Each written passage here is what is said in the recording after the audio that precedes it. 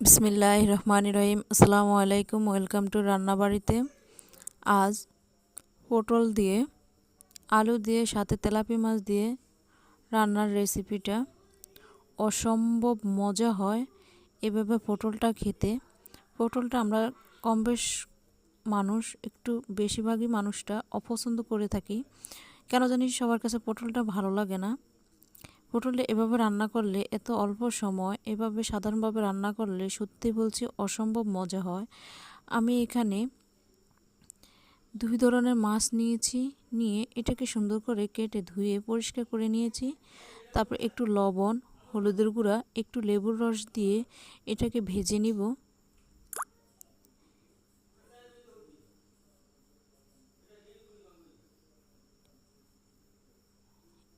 এভাবে ভাজা হয়ে গেলে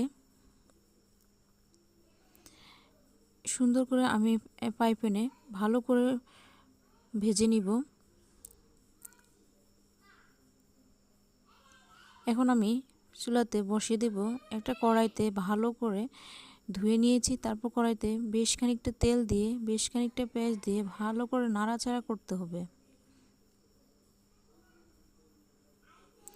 একটু পেঁয়াজটা ব্রাউন কালার হয়ে আসলে এখানে আমি বেশ খানিকটা পেঁয়াজে আর কিছু রসুন বাটা আর একটু জিরা বাটা দিয়ে এটাকে ভালো করে ভেজে নিব। তারপর ভাজা হয়ে আসলে এখন দিয়ে দেব হলুদ গুঁড়া, মরিচের গুঁড়া, লবণ, একটু পানি দিয়ে মশলাটাকে ভালো করে কষিয়ে নিব।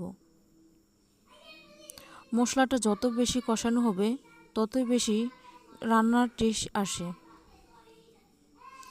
এভাবে কষাতে কষাতে একটা অসম্ভব সুন্দর কালার চলে আসবে।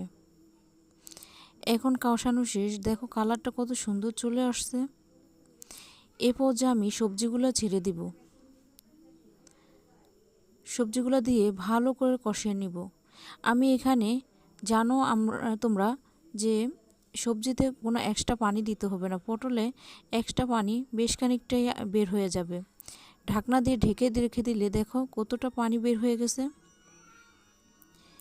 এ পর্যায়ে আমি ঢাকনাকে আবার সরিয়ে খুন্তির সাহায্যে ভালো করে কিছুক্ষণ পর পর নেড়ে ছেড়ে নিতে হবে, না হলে নিচ থেকে লেগে যাওয়ার সম্ভাবনা থাকে। এভাবে ভাজার পর, কষানো হওয়ার পর, আমি যখন পানিটা পুরাটাই শুকিয়ে গেছে তখন আমি রান্নার জন্য যে ঝোলটা দিব ওই পানিটা দিয়ে দিয়েছি। এ পর্যায়ে আমি এক এক করে মাছগুলা দিয়ে দিব। আমি বলক আসার আগে মাছগুলা দিয়ে দিব, কারণ আমার রান্নাতে অলমোস্ট কষানো হয়ে গেছে। এখন দিয়ে ঢাকনা দিয়ে 10 মিনিটের জন্য রান্না করে নিব। এভাবে ঢাকনা দিয়ে বলক আসার পর ঢেকে রান্না করে নিতে হবে। 10 মিনিট পর রান্না হয়ে গেছে। এখন